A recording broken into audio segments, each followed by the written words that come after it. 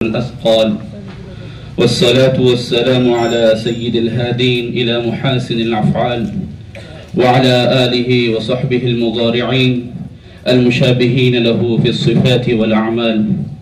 أيها الرئيس البرنامج والأساتذة الأجلاء والطلاب الذين يدرسون في المدرسة، أما بعد. حضرات گرامی قدر، خدا عز و جل کا ہزاروں شکر کرم ہے کہ ہمیں آزادی کی دلکش چاشنی ودیعت فرمائی. حضرات گرامی قدر، جس قافلے کا کوئی رہبر نہ ہو تو وہ قافلہ راستہ بھٹک جاتا ہے. جس جماعت کا کوئی امیر نہ ہو تو وہ جماعت اختلاف کا مرکز بن جاتی ہے. اسی لیے ہم اس بزم کی صدارت کے لیے اس مدرسے کے صدر محترم الحاج صدی سلیم دیشمکھ صاحب کو دعوت صدارت دیتے ہیں کہ وہ اس خوبصورت بزم کی صدارت کو قبول فرمائیں. آج یہ یوم جمہوریہ کا خوشبہ موقع ہے جس میں ہندوستان کی سرزمین پر وہ ہمہ جہت قوانین نافذ ہوئے تھے جن کو سیکولر کے نام سے جانا جاتا ہے، جس میں بنیادی طور پر تمام مذاہب کے ماننے والوں کو اپنے مذہب کی ترویج و ترقی کے مکمل اختیارات ہر قوم کے لیے تحریر فرمائے گئے اور مکمل شہری زندگی کو اطمینان بخش اور پرکیف بنایا گیا. ایک طویل جد و جہد بے انتہا قربانیوں اور ہمارے اسلاف کی انتھک کوششوں کے نتیجے میں 15 اگست 1947 کو ہمارا ملک آزاد ہوا اور 26 جنوری یعنی کہ آج 1950 کو ہمارا ملک کا اپنا ہندوستانی آئین نافذ کیا گیا. اسی لیے ہم ہر سال 15 اگست کو یوم آزادی اور 26 جنوری کو یوم جمہوریہ مناتے ہیں. یہ وطن سے عشق و وفا کی ایک لہو سے رنگین ایک طویل داستان ہے جس کی تفصیل کا یہاں موقع نہیں. بس یہاں اتنا ہی کہا جا سکتا ہے کہ ہمارے اسلاف نے، ہمارے علماء نے صحابہ کی طرز روش اختیار کی اور غلامی کی زنجیر کو نہ پہننے کی ٹھان لی. سامعین گرامی، صحابہ کی طرز روش کی دلیل میں ایک قول جو کہ حضرت عمر رضی اللہ عنہ کی جانب منسوب کیا جاتا ہے: مَتَسْتَعْبَدْتُمُ النَّاسِ وَقَدْ وَلَدَتْهُمْ أُمَّهَاتُهُمْ إِحْرَارًا. تم نے لوگوں کو کب سے غلام بنا لیا جبکہ ان کی ماں نے ان کو آزاد پیدا کیا تھا. اس لیے ہمارے علماء دین، ہمارے اسلاف کے کارنامے دانشمندی سے خالی نہیں تھے.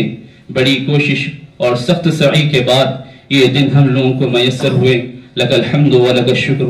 حاضرین مجلس، آبادی کے لحاظ سے ہندوستان دنیا کی سب سے بڑی پارلیمانی غیر مذہبی جمہوریت ہے.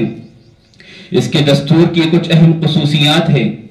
آئین ہند نے یہاں کے شہریوں کو خود اپنی حکومت منتخب کرنے کے لیے خود مختار بنایا ہے اور ہندوستانی عوام کو سرچشمہ اقتدار و اختیار مانا ہے.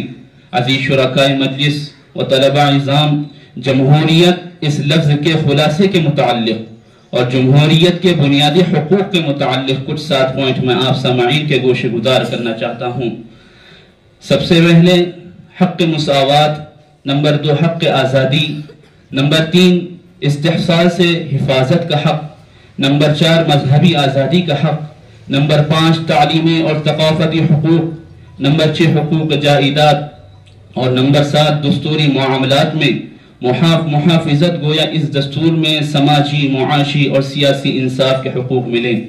اظہار قیال، یقین، اعتماد، اعتقاد اور مذہب کی آزادی ملی. ہر شخص کو مساوی اور مقام حاصل ہوا. قوم کے اتحاد اور ہر فرد کی عزت و توقیر کا سامان فراہم کرایا گیا. الغرض یہ آزاد ملک اور یہ پیارا نرالا جمہوریتی ملک ہم کو ملا. اس پر اللہ کا شکر ادا کریں.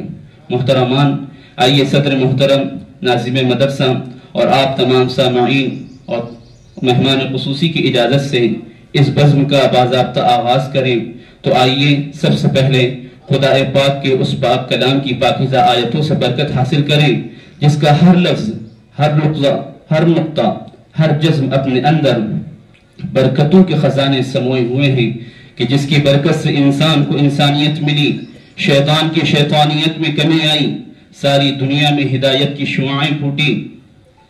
قرآن آیا تو ایک نئی شریعت کا آغاز ہوا، جہالت و ضلالت کی وادیوں میں بھٹکی ہوئی قوم کو راہ ہدایت ملی، الغرض قرآن آیا تو ہر برائی کا خاتمہ ہوا، ہر اچھائی نے جنم لیا، اور اس قرآن نے ساری انسانیت کو رشد و ہدایت کی عظیم ترین نورانیت ودیعت فرمائی۔ میں اس شعر کے ساتھ قرآن کریم کی تلاوت کے لیے دعوت سخن دیتا ہوں ادارہ حاضہ کے شعبہ حفظ کے متعلم شیخ خیر الدین سلمہ کہ وہ آئیں اور قرآن کریم کی تلاوت سے اس بزم کا آغاز کریں۔ حرا میں جو صدا گونجی جو دولت رب نے بخشی ہے، حرا میں جو صدا گونجی جو دولت رب نے بخشی ہے، سناؤ تم وہی قرآن کہ جس سے بزم سجتی ہے۔ شیخ خیر الدین سلمہ۔